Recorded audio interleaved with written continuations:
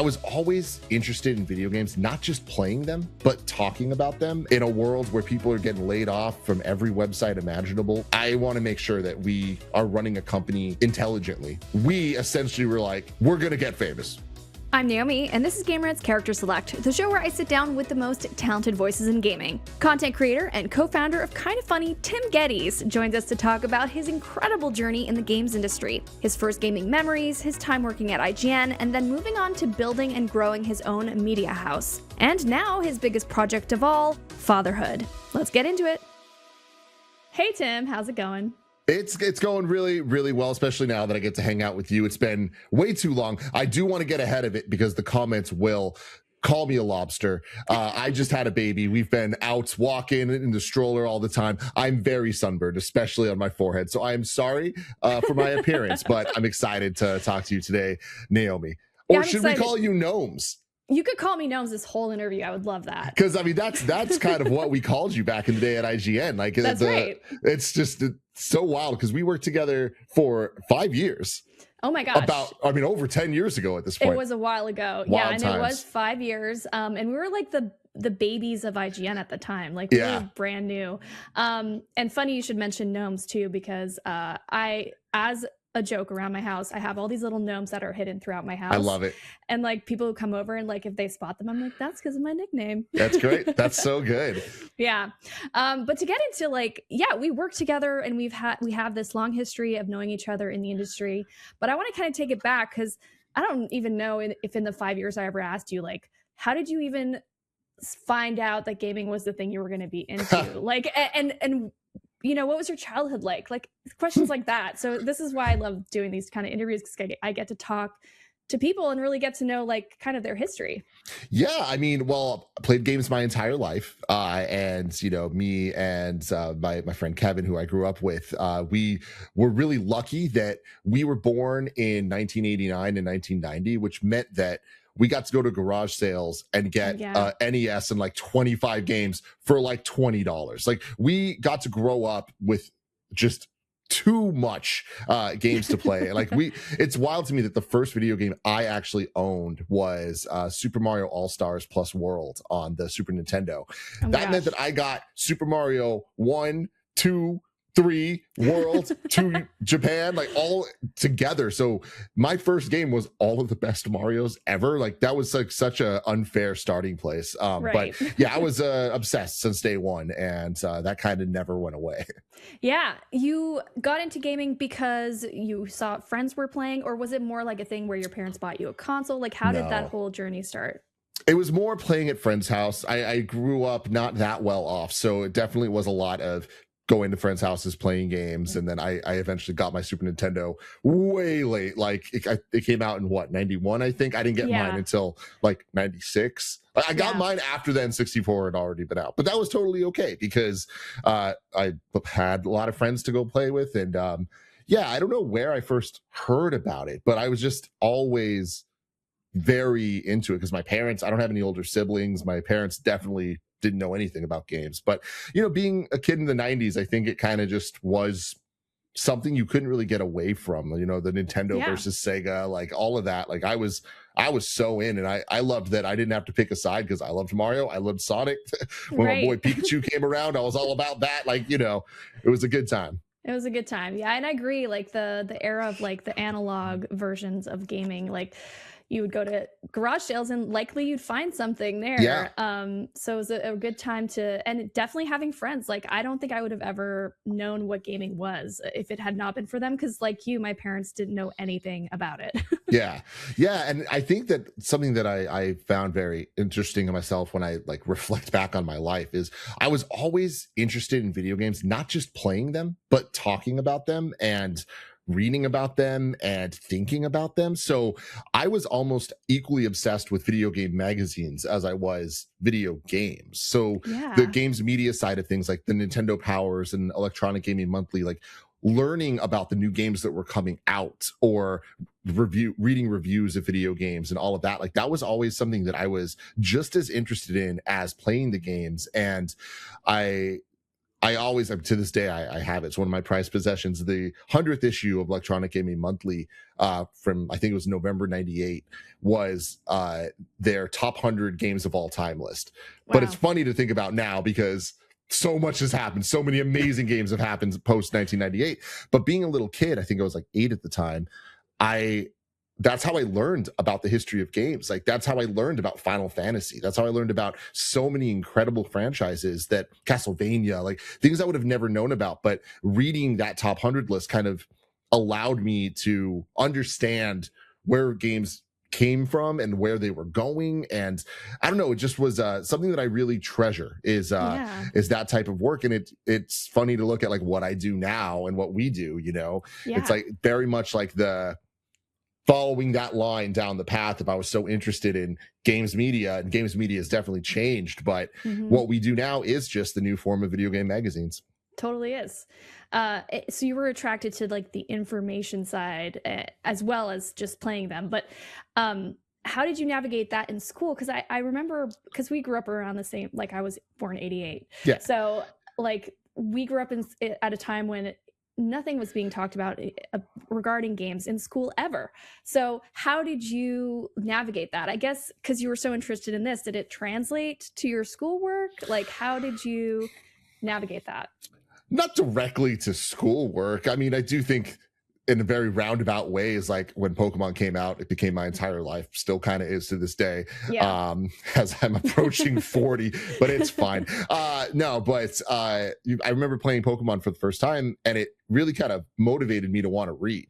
Like I was interested in reading like Goosebumps and Animorphs and things like that, but it was like, you know, really pushing myself to like want to learn new words. Like, as dumb as this sounds, like the word rival from Pokemon. It's like I learned rival from that game, and that's a silly little thing, but I feel like there's like a compounding idea of just like learning from playing games. And I remember when Pokemon Gold and Silver came out in Japan, my dad saw a bootleg copy in Chinatown and bought it for me, but it was in Japanese.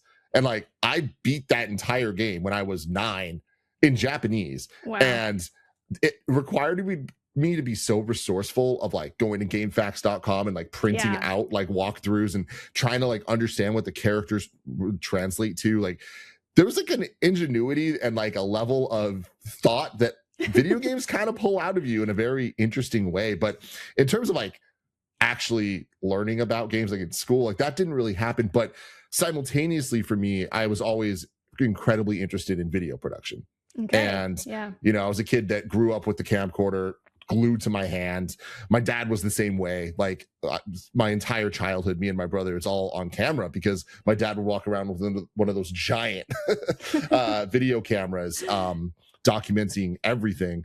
And so I kind of just grew up in front of the camera and behind the camera as well. Like I remember when I was young, like having the idea I was obsessed with Transformers and having like my toys. I was like, okay, I love transforming my Optimus Prime, but like I can essentially do stop motion where it's like I can like shoot it, stop record, shoot it, stop record, shoot it, stop record as I'm like transforming the truck. And then when I play it back, it's going to look like it was transforming. And then another thing I would do is, and this is hilarious, but I would record my gameplay. Like I'd be playing Tiny Toon Adventures Buster Bust Loose on the Super Nintendo. And I would literally connect it to my VCR and just record my gameplay, essentially making Let's Plays. But like, why? Who was the audience? Just me? But like, there was just something about the like making content and like thinking about video production and like, just, I don't know, just the creativity of it all. Like that stuff to me has always been something I'm interested in. And the video production and video games have always kind of been like a Venn diagram, like right in the center for me. Yeah, it's so fascinating to hear the story now, like knowing you. Like that makes total sense. But yeah, you were ahead of the curve. You were like kind of making trying to figure out a way to like merge the two. Did you end up going to college or did you fall into so I did, is that what led to anyways, tell me about that journey and like what that was like? Well, I mean, like, okay, I guess like the quick version of tying like the how I got from being a dumb kid to being a dumb adult in video games is I remember again, it all comes down to timing for me, where had I been born just a couple years later, I think my life would be so radically different. Yeah. I think that I'm very lucky because a lot of my unique kind of talents, I guess, or knowledge base that I was able to like add to IGN and all that only comes because of the exact age that I am. In 2005, I was a junior in high school. And that's when the conversations around what are you going to do in college? What do you want to be? Like, what path are you trying to go down? And I went to a school that was on the like smarter kid side. I was the dumbest kid at the smart school. So all the other kids, they knew what they wanted to do. They were doctors. They were going to be lawyers. They were going to do all that stuff. And most of them did. Like, they're very successful and they're very awesome. I was like, I don't want to do that. I know that. I was like, I want to do something with video. But in 2005, I remember sitting there in class and being like, well, I don't want to make movies and I don't want to make TV shows. I want to just do like short creative things. I was like, but what could that even be? Like commercials, music videos? Like, I guess that's what I want to do. But like, that didn't feel like a reality. And guess what else happened in 2005? YouTube. Right. And so I was literally the first generation of kids, both creating, but more so watching, you know what I mean? Consuming. Like consuming. Thank you. That's the word. Consuming this content. And, you know, even predating YouTube, there was things like Screw Attack, Red versus Blue, Rooster Teeth, like College Humor, all of that stuff I was obsessed with. Like 3-minute sketch comedy things, or just like Angry Video Game Nerd, like breaking down old Nintendo games. Like all that stuff was riveting to me. Like that was like, oh my God, I wish that this could be my job. But like people literally didn't make money on YouTube at all until 2009. Like it took 4 years for the partner program to even exist. So people were just doing it for the love, you know? And like, obviously websites could have ads, and like the College Humor stuff was making money differently, but the videos weren't making money. So it didn't really feel like something that I could have done as a career, but that didn't stop me from being like, this is my passion. This is what I want to do. So me and my buddy Alfredo, who went to high school together, we essentially were like, we're going to get famous. We're going to film ourselves. We're going to do it. And that was kind of just the joke goal, you know? It's like, because at the end of the day, it's all about just having fun with your friends, you know? And that's a mantra I still have to this day of just like, well, I'm so lucky that my job is just hanging out with my friends, talking about things we love. And in high school, there was a moment for me where I'm like, I was always scheming. I was always trying to come up with, you know, I'm sure we'll get to the let Tim host and all of that. I was always just like trying to like think outside the box and like, you know, see what I can get away with, again, in a positive way. And it was my high school talent show, my senior year. And I remember looking at Alfredo just being like, we're going to win. Like, we were the most untalented people I know, but we're like, we're going to win our talent show. And it was like, we just made that our goal. And what I ended up doing was this like live action Mario sketch where we all wore black, and like there was like black curtains behind us, and we would hold up like placards of the Goombas and stuff. And I dressed as Mario, and like we did this whole thing. And that was like a popular style on the internet, you know, for like funny live performances. And we did it. It started with Mario. It ended in like a Mortal Kombat fight. Like it's still online, millions of views. One of my biggest hits to this day. But what's wild about it is we won the talent show. And so that was like a fun thing. But what was very cool about that is it kind of got a lot of attention because unfortunately on my channel, it didn't have that many views. But on my friend Denise, who just randomly was in the audience and filmed it, within one day, it got 1 million views. And in 2007, that was wild. So that was back when YouTube would give like honors and awards for videos. And I remember that weekend, it would just like constantly be popping up like number 10 trending, number 5 trending, number 3, number 1. It hit number 1. And I was like, whoa, like this is wild. And it was like a high that I will never forget of just being like, I made it, I did it. I'm famous. I'm famous, you know? And so it was always, again, I'm always scheming. We're always doing dumb stuff. Me and Alfredo would like go to the In-N-Out near our house and just sit there and like talk about our plans of like what if we did this? What if we did that? And our one of our goals was always, one day I want to be recognized in this In and Out. And it was just so stupid stuff, you know? And so anyway, jumping a little bit ahead, the summer after I graduated high school and we won that talent show, I was asleep and my dad got a phone call and he didn't wake me up. And then like, eventually when I woke up, he was like, hey, somebody called and it sounded kind of important. Like I wrote down the info, but like, I didn't want to wake you up, whatever. And I was like, oh, who was it? And they're like, they said it was a rep for Adam Sandler.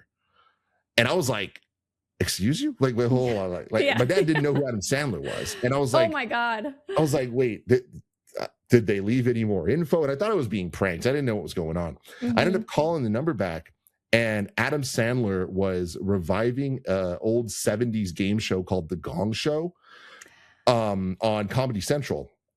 And it was a talent show where they would like, it was kind of like America's Got Talent, but more comedy focused, where like people would go and like do a performance, and then there was a big gong, and if the judges didn't like it, they would hit the gong and you'd get eliminated. Otherwise, you could keep going. They wanted me to do the Mario thing on Comedy Central, and it was like, oh my God, like we made it. Like this is literally it. And we worked so hard on the production of that. Like it was like I was 17. Like I did not have any money, but we like scrapped and we really made something work. And we were on the way to the airport for my first flight of my life to go down to LA to do this.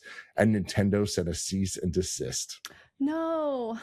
And I never got to do it. And it broke my heart. And like we tried to like make it a safe version by like changing up the music but at a certain point it's like, what's the point if it's not the thing? So yeah, that was kind of the end of that dream. And it just all came crashing down. But after that, like we just kept making videos, kept having fun. And now I can really just flash forward to back to the scheming. There was a contest to win a trip to E3.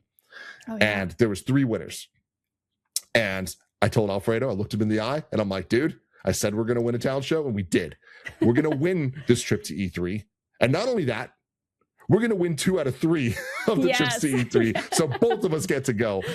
And that's essentially what happened. Is like we ended up getting in, and it was E3 2010.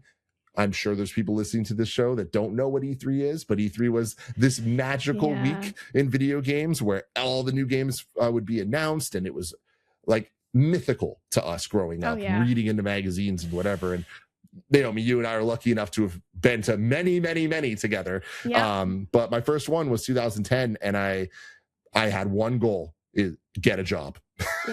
When I was there, I was like, I need to get in. This is my shot. So I literally just went to the IGN booth. I saw a dude named Eric Hart. Didn't know who he was. Eric Hart. Oh. And you know, actually, I saw Jessica Chobot, who I knew who she was. And so I walked up to her, and I was just like, literally, like I had my whole spiel ready. Like I was like, I'm not wasting any time. I was like, hey, my name's Tim Gettys. I live in San Francisco. IGN's in San Francisco. I won a talent show for this Mario thing. It almost got me on Comedy Central. I want to be an intern at IGN. And she was like, that's great. I have nothing to do with that. Talk to that guy. So then I talked to Eric, and he loved that story. I talked to the right guy because he had seen the video randomly. Oh, perfect. And he was like, you're that guy? I'm like, yes. And he was like, all right. 2 months later, started my internship at IGN, and the rest is kind of history. Oh my God. Okay, I had no idea this whole time that was your story. Wild journey. I mean, by sheer determination, you got stupidity. You made your dream come true. And it's funny because it's like, you know, that so much of what I just said, it's like, you know, influencers didn't exist then. No. But it's like, I just wanted to be an influencer, which is incredibly lame to say.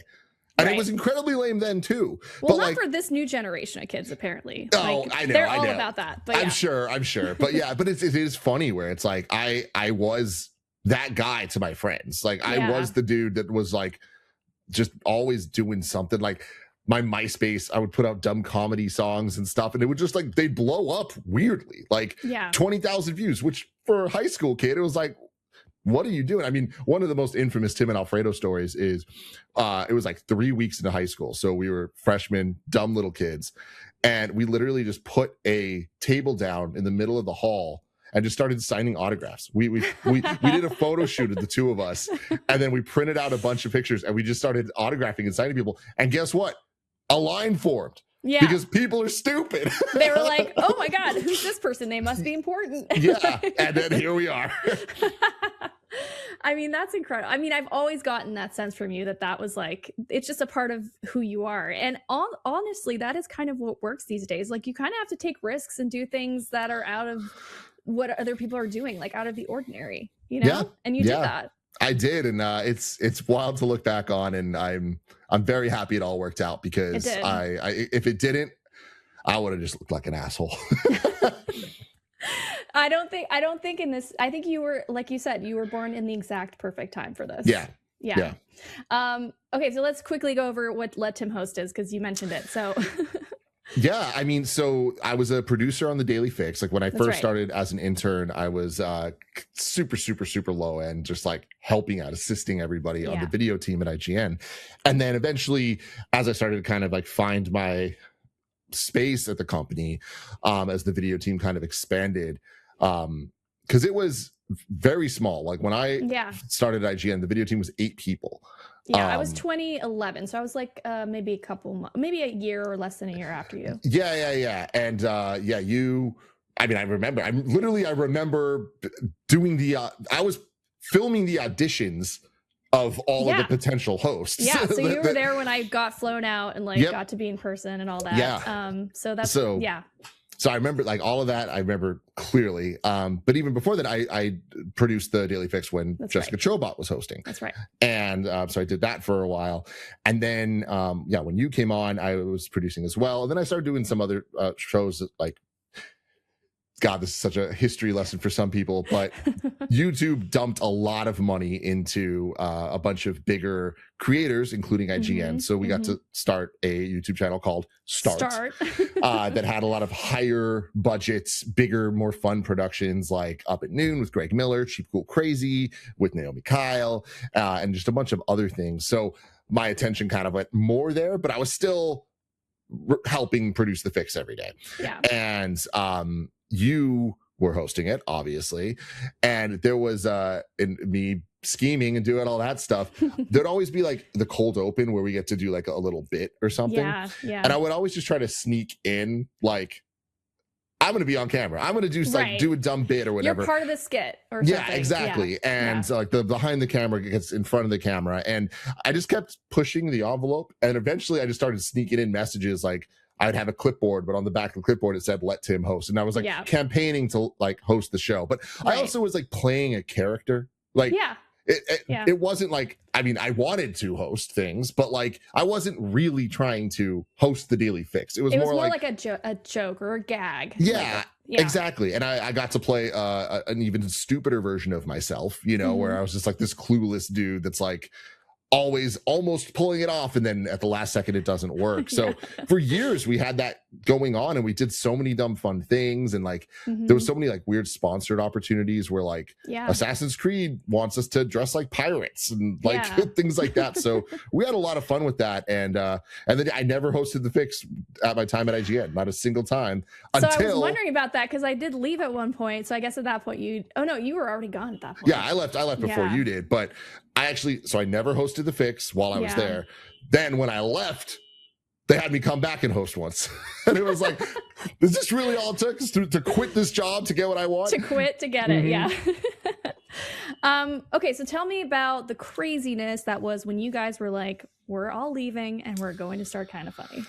You know, it really goes back to kind of the ethos of all the stories I've been telling so far, where it's just like seeing opportunities and taking it, and really being lucky that we were doing specific things at a specific time. Like, it was 2014 when we left IGN.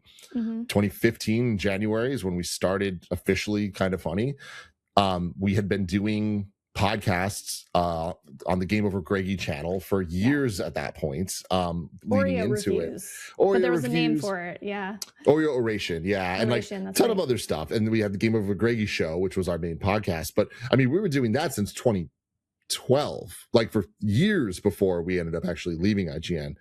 But the biggest thing was we weren't allowed to talk about video games or movies. It had to just be other stuff. So we're spending hours talking about is a hot dog and sandwich and just nonsense. But people kind of fell in love with it.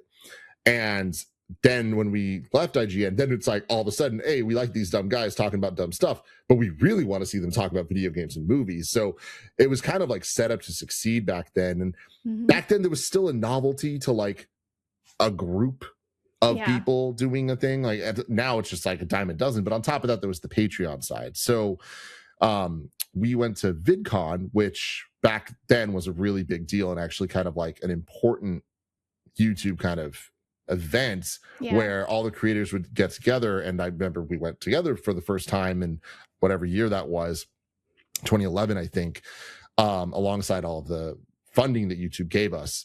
And I had to fight Fran, our former boss, be like, we need to be there. Like, Greg and Naomi need to be in front of Philip DeFranco and Harley from Epic Mealtime and Freddie Wong. Like, y'all need to do this. And so like, again, I was saying this earlier, but that was kind of my skill set at the time, is just because I consumed the content, I actually knew the landscape and no one else did.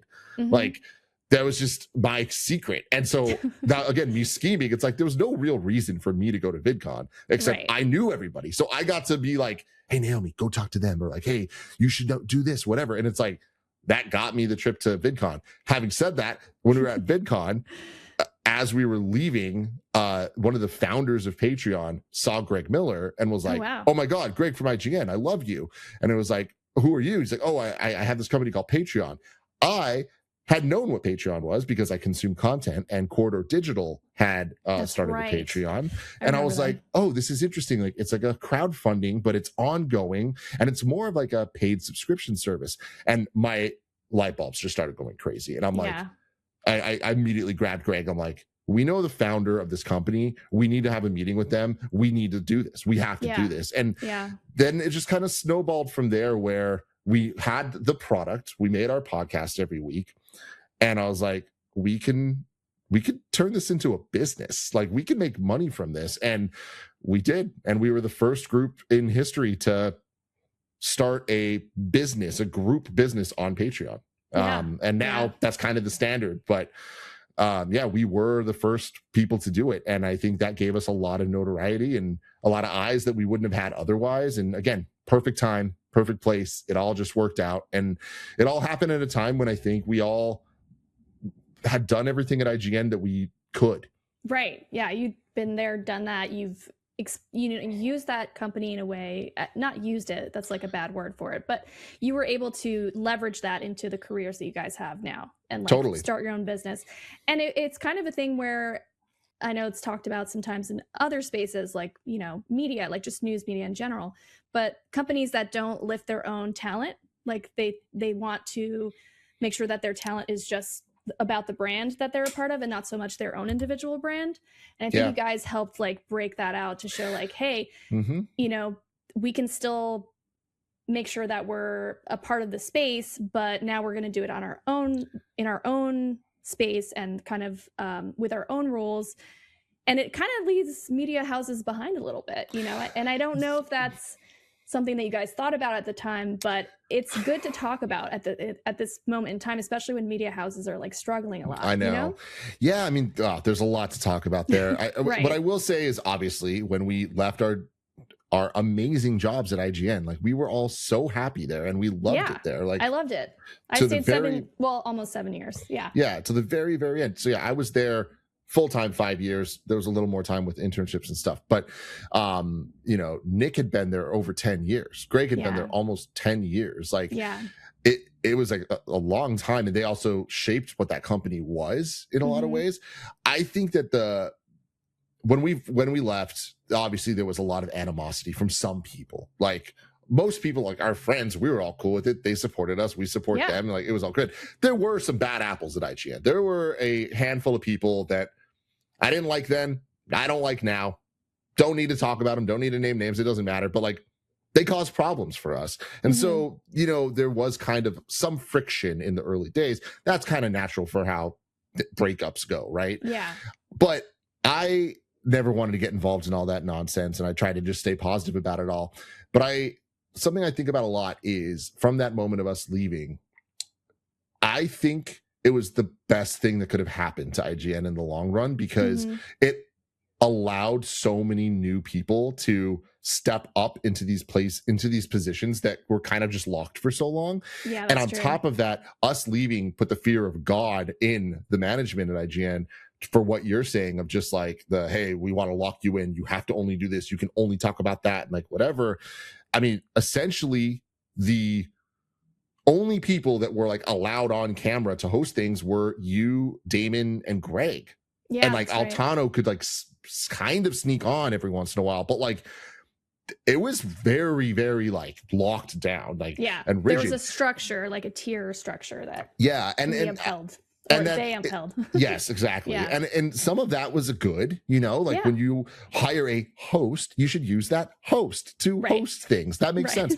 But for what this job is, and especially with what it was turning into, it was a little bit more personality based, and it's like, let the personality shine. And I think that us leaving kind of forced IGN's hand to make that happen. And I legitimately believe that IGN got so much better quality wise after we left. And that is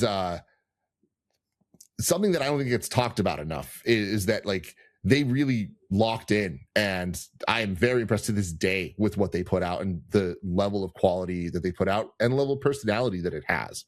I agree. Yeah, no, it's good to hear that perspective from you, especially because you are a founder of a media house like IGN in a sense. Yeah.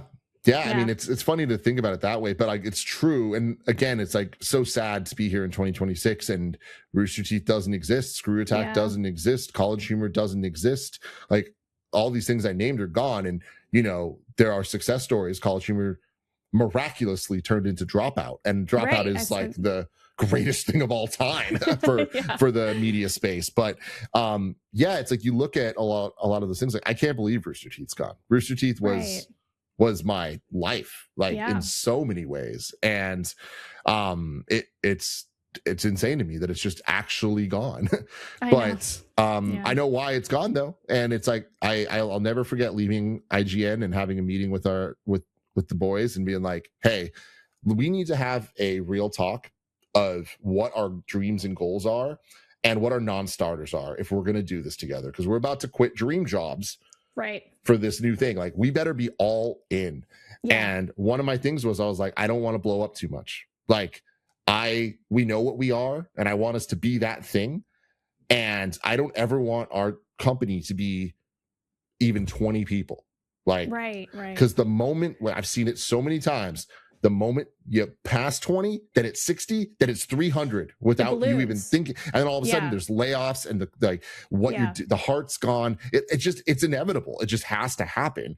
And so over the years, I've actually even refined that down. Our team is 11 people, and I will be very surprised if we grow anymore. And who knows, the future so many different things can happen. But to me, it's like the most important thing is taking care of the team. Like that is the goal. And we have something special. And I want to make sure that in a world where people are getting laid off from every website imaginable, websites are just going away, mergers and acquisitions are destroying people's lives.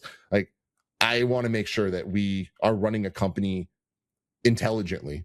That is the goal, is to survive, and not scrape to survive, but like we're good. We got this, and we've been very lucky. Foundation, and it stays that way. And we've been very lucky to be able to maintain that so far. But it's a lot of work. I know. But what a good foresight that you had there, and the fact that you like made sure you guys, this was like your foundation, like you were setting it to make sure that didn't happen down the road, because we're seeing it everywhere, like you talked about, like even in the gaming industry, like Hollywood, like media everywhere. In general, it's everywhere. I wanted to get your perspective actually on the gaming side. Do you think it's a similar thing where people just kind of lost the heart, they lost the vision, and that's why we're seeing a lot of like indie devs come out of the woodwork with like really quality games, and then the bigger AAAs are kind of like going away or just struggling to find new ground, find ground, stay afloat, not have to do layoffs, that sort of thing. Yeah, I mean, the reality is like indies are struggling too. Like they're really, really, really struggling. It's everyone is, but then there's these mega surprise hits or mega hits, mega planned hits. Like there's so much beauty in video games. Like I think that we are at a point now. I mean, it's not, I know we're at a point now that more games are coming out every year than ever before. Like I said earlier, when I was little, I got to go to a garage sale, buy a Nintendo, and have every Nintendo game that ever came out, essentially, of consequence, available to me. You can't do that anymore. There are just too many video games. There's no amount of lifetimes that would be long enough to play all the amazing games out there, indie, AAA, or otherwise. But to your point about like the issues that the industry is facing, I mean, it sucks. It sucks to look at it, and we do have a show, Kind of Funny Games Daily, where we break down the news of video games every day, and it always goes in like cyclical phases of, all right, we're talking about NFTs, we're talking about AI, we're talking about, there's always crypto. Bad news. Yeah, exactly. Like, there's always this bad news, right? Yeah. There's always so much good news too. There's like things like Expedition 33 coming out last year, and out of nowhere proving everyone wrong, myself included. It was my game of the year last year, and I remember seeing that game for the first time and being like, that looks incredible. I don't believe it. It's too good to be true. Who is this studio? There's no way this game comes out anytime soon, and there's no way it's actually good. And it came out very soon and was incredible from such a small team. And like, so there's so many amazing stories that I don't want to lose the fact that those are happening too. Having said that, for every Expedition 33, there are way too many Concords. And I mean, I can't believe we live in a life that Perfect Dark, Wonder Woman, Black Panther, those are all canceled games. I know. Years and years back when we were working at IGN, if we were to be like using an example of a big game that got canceled, we talk about Scalebound. And that was the one example. Now it's like, no game is safe. It doesn't matter who the publisher is, who the developer is. A Last of Us multiplayer game got canceled. Yeah, I was going to mention that one. Like, it's a dark situation right now. Yeah. And I don't know if it's possible to get out of it. Oh, okay. I was hoping you'd have a solution, given, like, I was wondering if you had thought about it, like really been like, okay, maybe if something like this happened, but I know it's hard to define because we've never really been here as an industry. Yeah. I mean, I do have a solution. The problem is it's not realistic, and it's idealistic. Yeah. Like I really think that we need shorter games. Oh yeah. More often. That's been proposed. Uncharted Lost Legacy came out and was amazing. It was not the 30 hours that Uncharted 4, or 25 hours, whatever that Uncharted 4 was, but it was awesome. And if they could like biannualize that type of game, the Miles Morales project, like things like that would be so good to kind of like fill in the gaps, because right now we're going 7-8 years between big PlayStation sequels, and it's like that's, and the budget of those games is too much, and it's like they feel the need to make the games 30 hours, and it's like, well, we don't need these narrative games to be 30 hours.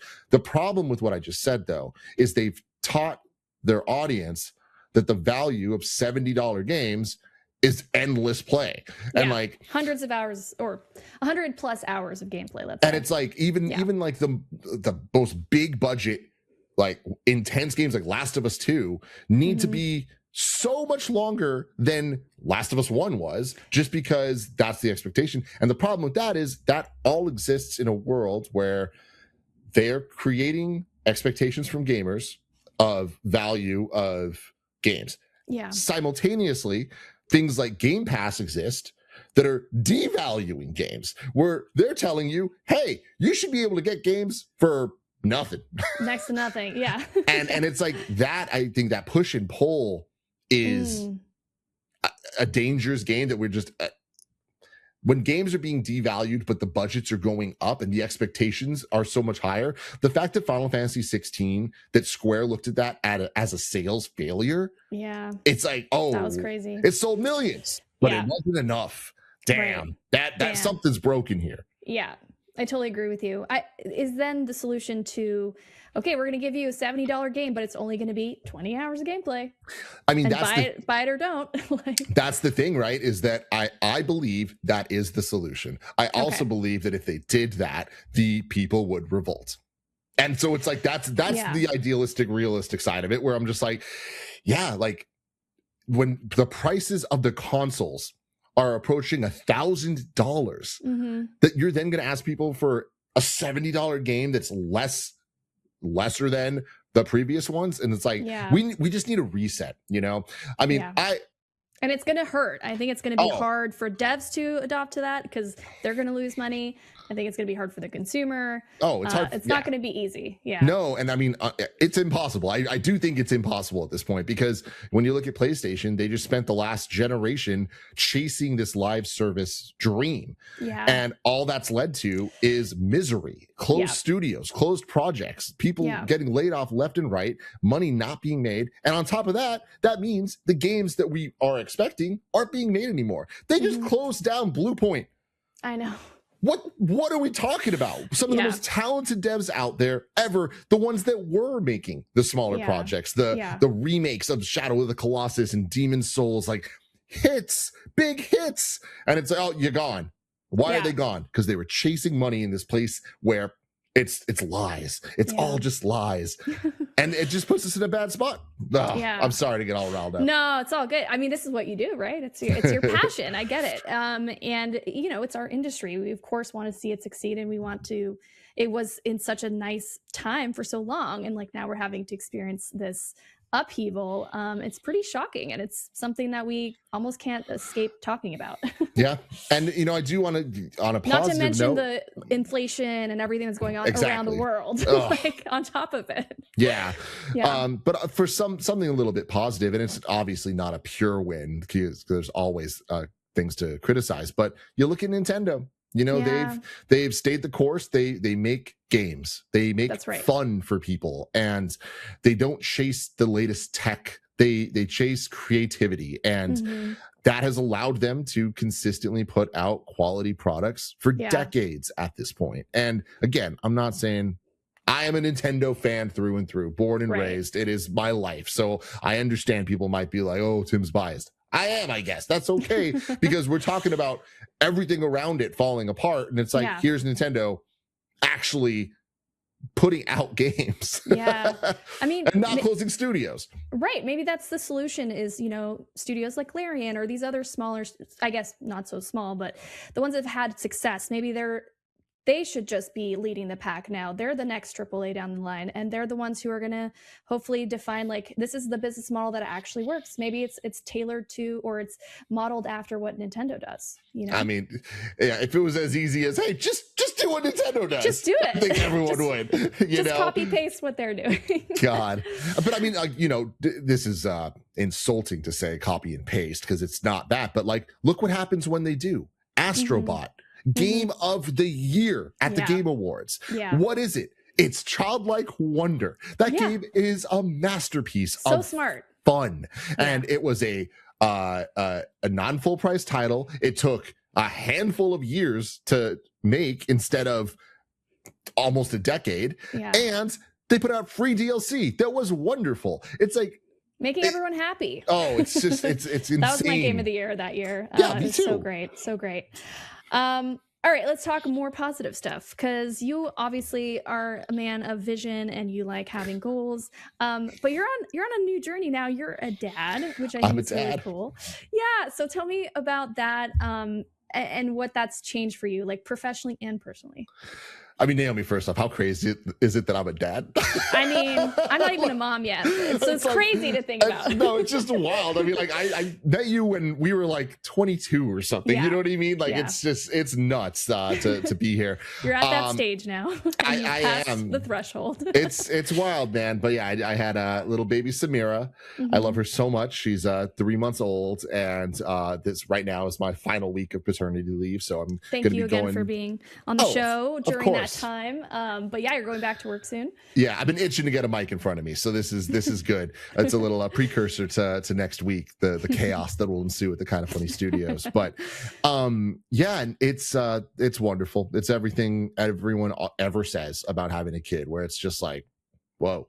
Yeah. Everything's changed. Priorities have changed. Everything you think you know, it's like, oh, it's out the window. There's this new thing that means more than anything else. And like literally just seeing her smile is like, it's unbelievable. Like it's so awe-inspiring. And it's like she's just learning everything for the first time. Like she doesn't know how to do anything. She doesn't know how to breathe. She doesn't know how to poop. She doesn't know how to like seeing her learn how to look at things. And like when she locked her eyes on something and I noticed that for the first time, that felt momentous. Yeah. And that's her brain developing and like pathways. Yeah. And it's very, very special. And yeah, like she looks at me and just giggles. And I'm like, oh my God, like that was your first giggle, you know? Yeah. And then it's just it's so absolutely special. And so her middle name is Mael, after Mael from Expedition 33. Oh my God, I love that. Yeah. But no, she's amazing. And yeah, it's completely changed my life already. And I don't know what it's going to look like with how it's going to affect my work necessarily. But it's going to like a lot. And I'm up for the challenge. We'll figure out. It's going to be hard. I'm very tired. Yeah. I have not slept. That everything they say that's like that is true. Hard part of is the start, right? Yeah. The interesting thing about we've been very lucky. She's been, all things considered, a very easy kid so far. I know that's going to change at any moment, but people keep asking me like, oh, how hard is it? Like how are you? And I'm like, the honest answer is it's not hard. It's relentless. Like it's just nonstop. Like you're feeding her every 3 hours, and that's literal. And what that means is I thought, okay, every 3 hours, I can handle that. What it really means is from the start of the feed, it's 3 hours. So it really means you're feeding for an hour. So that means you only get 2 hours after. But really, you need to clean everything and set it up for the next one. So you get like 45 minutes in between. Right. And it's like, oh, you're start to go crazy. You're on a conveyor belt a little bit. Yes. You're just like, next thing. Yeah, but then she giggles, and it's like, it's worth it. The extreme highs. Those are the extreme highs that make it all worth it. Out to handheld gaming. Oh my God, the PlayStation Portal, the Steam Deck, they are switched to lifesavers right now for me, and I'm very thankful. Good. Yeah, thank God we have that technology these days. All right, I have one more question for you, because I think we covered pretty much everything I wanted to talk about. Even though, like, I had a bunch of questions prepped, I was like, you took it and ran with it, which I love. So 3 characters in games that defined you as a gamer. Ooh. Like, if you were to pick 3 characters that, I don't know, you related to, or just really are like integral, like are integral to your life, a part of you that you just can't like it just defines you, that sort of thing. Yeah, I don't know that I necessarily relate to the characters in that way, but like I'd say Red from Pokemon. Oh yeah. So like the lead in Pokemon, like I've always been just very into him. Right. And like the end of Gold and Silver, where you face off against the main character from the first game, is like one of the most iconic moments in my life. Like I'll never forget where I was when that first happened. I think that's what it is. It's like maybe it helped define your history as a gamer a little bit too. Yeah, okay. And so I guess maybe like it's less characters, but it's more like the game or whatever. But Tony Hawk, important to you. Tony Hawk from Tony Hawk's Pro Skater. Tony Hawk's great. That game, I mean, it really made me who I am. Like so much of my personality is the music I listen to, and so much of that is from Tony Hawk. Like that, the culture and the gameplay and fun that those games had. Like it's wild. Tony Hawk means so much to me, like the games, because my entire life I played them since they came out, and they taught me so much about things that I love. But they also taught me about the world. Like the fact that game is so worldwide and the levels are spread out all over the place. As I've traveled in my life, I'll be places and I kind of know them. Like I know, like they're Disneyland versions of the things. Like it's not real, like, but you kind of get the culture of a lot of these places. Right. And I've always been really impressed when I'll be in Chicago and I'll be like, I kind of know this, you know? Right. And I think that's really, really cool. Yeah, I love that. And then I want to give a shout out to my guy Yoshi. You know, Yoshi's Island was the first game I ever beat, and there's just something about that game of him and all the Yoshis helping baby Mario get back. It's like, yeah, we got this, dude. Because what I will say, a quick story about Yoshi's Island is first game I ever beat. I'll never forget getting to the end of the first world, and I got to the castle, and I was like, it was so hard for me, and I finally beat it. And the moment I beat the castle, I thought I beat the game. Yeah. And I was like, oh my God, I was celebrating. And then as it ended, World 2 opened up and there's 6 worlds. And I was like, there's 6 worlds? And like that moment like expanded my worldview of what was it literally felt like I knew nothing. I was like, this is nuts. Yeah. You're like, video games are cool. Yeah, video games are awesome. I love that. Yeah, it was kind of like the end credit scene that like there's more coming. Like this is going to be the next thing.